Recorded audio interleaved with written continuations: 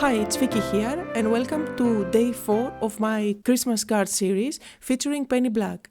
Today I'll be using the same stamp set as I did yesterday, where I got those two little penguins, but I'll be using the reindeer and the ho ho ho sentiment. I created a card base out of craft cardstock, and now I'm using my Cosmo Cricket paper pad, and I'll be choosing some papers from here. And actually today I'm going for an old looking card, a vintage one. Out of this patterned paper I'm going to cut out a 4 1/4 by 5 1/2 piece, and out of the red one I'm cutting a 3 by 5 1/2.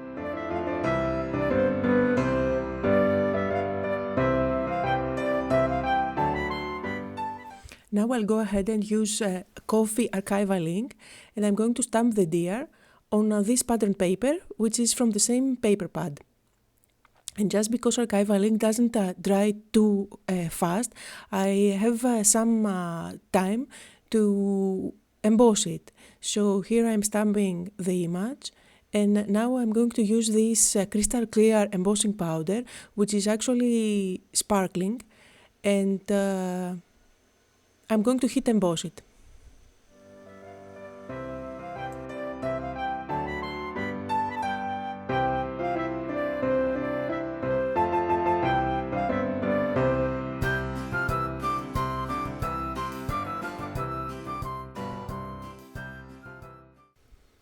And now I'm using my Cuttlebug and this die by Sizzix, and I'm going to cut out the image.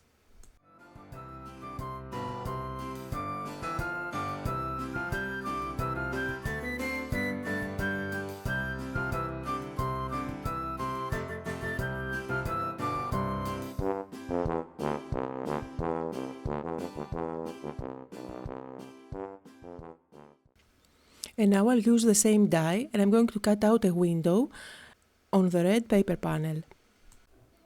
Out of all the cards that I'm making throughout the year, for birthdays, thank you cards, friendship cards, Christmas cards are my favorite, and this month is the favorite month of the year when it comes to card making. Now I'm using walnut stain distressing, and I'm just inking the edges.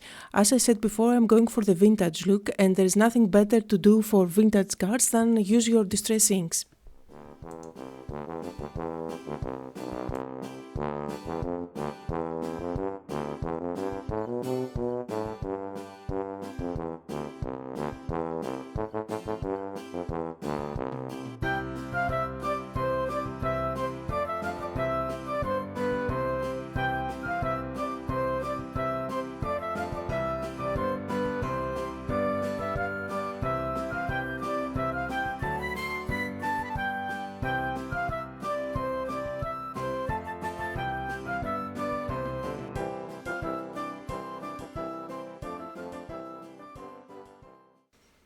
And guess what? I'm going to white emboss the sentiment. But before you do that, make sure that the distress ink is dry. As you can see here, if you try to do that too fast, then you'll have unexpected results.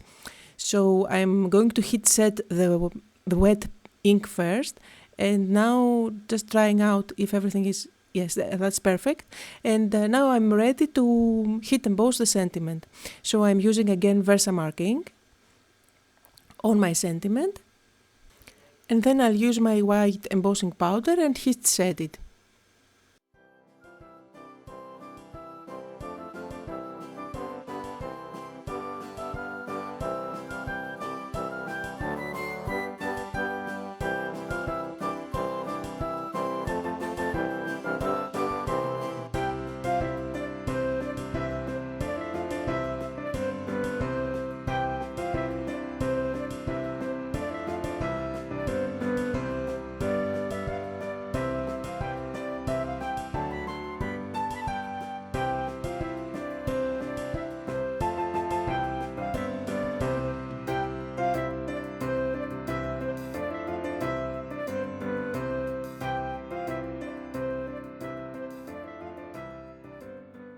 I also inked up the edges of the reindeer.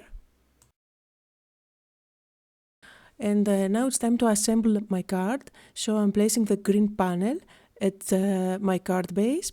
I'm using my grid lines at my table to make sure that this red panel is centered.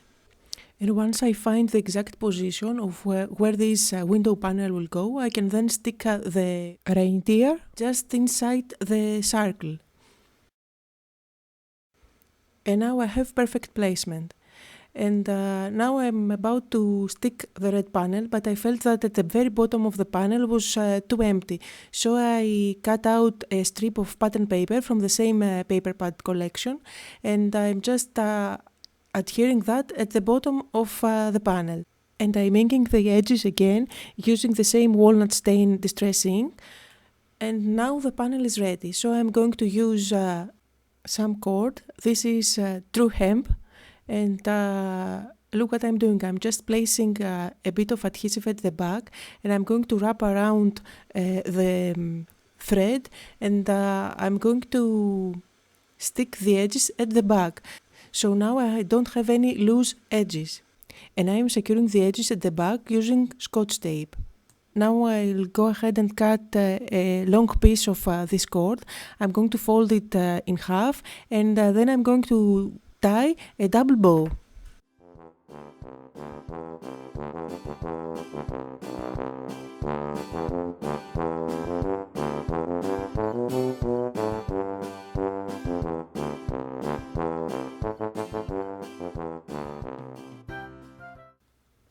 And now everything is ready to assemble my card. So I'm using foam squares at the back of the red paper, and I'm going to stick it at the center of my card. And just to add some more details, as I always do, I'm going to use this red rhinestone at the nose of the reindeer, and that will make him Rudolph. I'm trying to catch the light here so you can see how shiny Rudolph is. And let's go to the last detail for today. I'm going to use the tie and place it on top of the cycle. And if you move it a bit, then you'll see that it kind of locks there, and you can create the perfect 4-stitched circle. So that's the card for today. I hope you had fun and got inspired. See you on Friday with another video.